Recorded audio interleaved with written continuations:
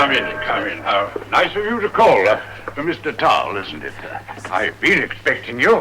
I'm delighted to meet you, Professor Harper. And how is my old friend, Professor Van Leer? Well, he seldom leaves Amsterdam these days, you know. He gave me a letter of introduction and suggested I look you up while I was in London. Thank you. Oh, won't you sit down? Thank you. Oh, dear. And, he says some very flattering things about me, all quite undeserved. Oh, no, sir. We are all very conscious of the great importance of the work you have been doing. Well, I suppose it was rather unusual. At any rate, the Ministry are delighted with the result. You have finished. The first draft is ready for the War Office now. So this is the great work. Yes. And nobody has seen it? Not yet. How very exciting.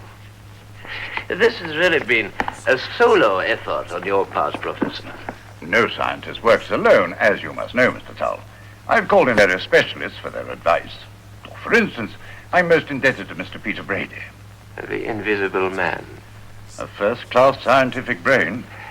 From what I hear, Professor, some countries would give a great deal to get their hands on this file. That may be true. Suppose the file was stolen.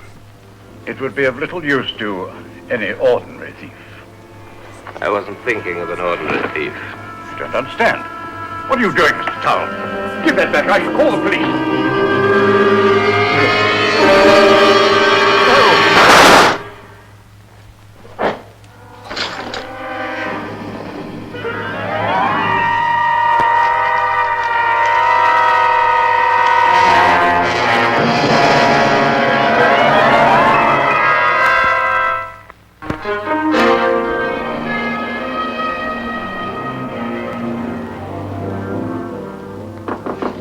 Yes? Ah, Brady. Glad you could come. Sit down. You knew Professor Harper well, didn't you? Yes, I worked with him, Colonel. He was a fine man. This is a terrible business. How did it happen? Someone just walked in and shot him. Do you know who? We've got a very good idea, but he's already out of the country. Who was it? Peter Tarl. A very audacious international spy. He was in London yesterday. Where is he now? Back in Amsterdam. He's not our only suspect, of course, but he's the most likely.